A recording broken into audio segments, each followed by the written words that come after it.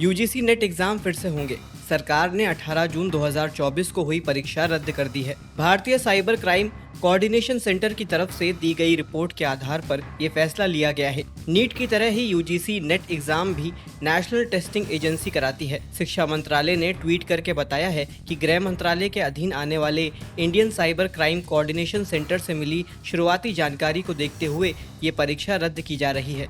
अब ये परीक्षा फिर से होगी। एग्जाम की नई तारीख अलग से ugcnet.nta.nic.in पर जारी की जाएगी।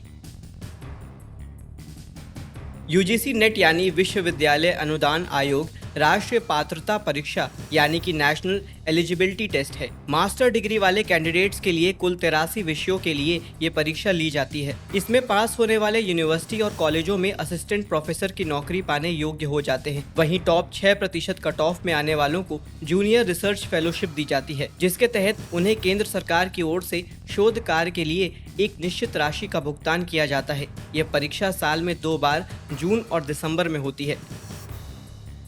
उधर जिस मेडिकल प्रवेश परीक्षा नीट को लेकर देश भर में हंगामा मचा हुआ है, उसके लीक होने के तार बिहार जैसे राज्यों से जुड़ते नजर आ रहे हैं। शिक्षा मंत्रालय के मुताबिक पटना में परीक्षा के संचालन में कथित कुछ अनियमितताओं के संबंध में जो खबर आई है, उसे लेकर बिहार पुलिस की आर्थिक अपराध इकाई से एक विस्तृत रिपोर्ट मांगी गई है।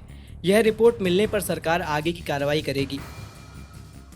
नीट पेपर लीक केस में बड़ा खुलासा हुआ है। पुलिस पूछताछ के दौरान आरोपियों ने हैरान कर देने वाले खुलासे किए हैं। खबर है इसमें राज्य सरकार के जूनियर इंजीनियर सिकंदर कुमार यादवेंदु ने अपनी भूमिका कबूल की है। पुलिस का कहना है कि पूछताछ चल रही है और कई नई जानकारियां मिली हैं। तथ्यों की जांच हो रही है।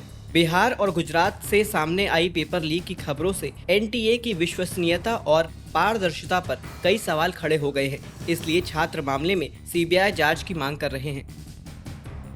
यूपी के यमुना एक्सप्रेसवे से सटे गौतम बुद्ध नगर, अलीगढ़ और आगरा के आसपास रहने वाले लगभग 10,000 किसान परिवारों को जल्द मुआवजा दिया जाएगा। यमुना प्राधिकरण ने कहा है कि वह सितंबर के बाद कुल बकाया 1,689 करोड़ रुपए के 50% राशि का भुगतान करना शुरू कर देगा, जो करीब 845 करोड़ रुपए है। कंपनी 4 किश्तों में किसानों को पैसे चुकाएगी, जिसमें 2 किश्त 120 करोड़ रुपए की होगी और 2 किश्त 302 करोड़ रुपए की होगी। हालांकि अभी तक भुगतान की समय सीमा तय नहीं की गई है। किसानों की जमीन लेकर नोएडा से आगरा तक बनने वाली 160 किलोमीटर लंबी यमुना एक्सप्रेसवे सड़क को बनाने में जेपी इंफ्राटेक लिमिटेड ने डेवलपर की भूमिका निभाई थी। इस समझौते के मुताबिक एक्सप्रेसवे बनाने के बदले में यमुना प्राधिकरण ने JIL को 6,177 एकड़ जमीन दी। ये जमीन एक्सप्रेसवे से सटे 5 अलग अलग जगहों पर किसानों से 90 साल के लीज पर ली गई थी। JIL इन जमीनों को अलग अलग प्रोजेक्ट के तहत विकसित करने वाली थी, लेकिन इन 5 जगहों में से सिर्फ 3 जगहों पर ही कंपनी ने काम शुरू किया था और 2017 में कंपनी दिवालिया घोषित हो गई थी। पिछले साल 7 मार्च को नेशनल कंपनी लॉ ट्रिब्यूनल ने सुरक्षा रियल्टी लिमिटेड की समाधान योजना को मंजूरी दे दी थी। उर्वरक विभाग ने डीबीटी परियोजना में किसानों को उर्वरक बेचने के लिए SMS सेवा शुरू की है। खाद की हर खरीद पर खरीदार किसान को SMS के जरिए उसके मोबाइल पर रसीद मिलेगी। किसान भाई यहां दिए गए फोन नंबर यानी कि 917738299899 पर SMS करके चालान संख्या, खुदरा विक्रेता का नाम, भुगतान की जाने वाली कुल राशि, खरीदी गई मात्रा और सरकार द्वारा दी जा रही सब्सिडी जैसी जानकारी ले सकते हैं। करीब के दुकान पर उर्वरक है या नहीं किसान SMS से ही जान सकते हैं। इस बार गर्मी पहाड़ों पर भी कहर ढा रही है।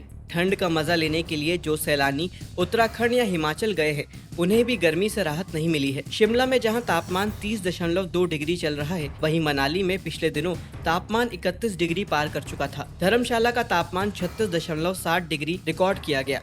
मसूरी में अधिकतम तापमान 34 और न्यूनतम 24 रिकॉर्ड किया गया है।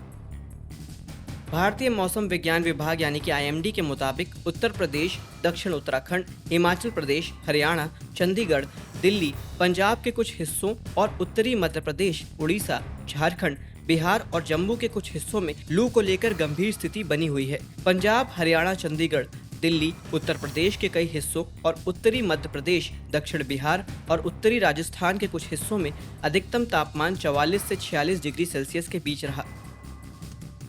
दिल्ली और उसके आसपास के हिस्सों में कल रात हल्की बारिश और हवाएं चलने से लोगों को कुछ राहत मिली है, लेकिन आज और कल अधिकतम तापमान 42 डिग्री और न्यूनतम तापमान 33 डिग्री पर रह सकता है। कहीं कहीं थोड़े बादल छाए रहेंगे और धूल भरी आंधी या हल्की बारिश की संभावना है। हवाओं की रफ्तार 40 से 50 किलोमीटर प्रति घंटा तक रह सकती है। 23 से 25 तक गंभीर लू की चेतावनी जारी की गई है। इस दौरान अधिकतम तापमान 44 से 45 और न्यूनतम तापमान 33 से 34 डिग्री तक रह सकता है।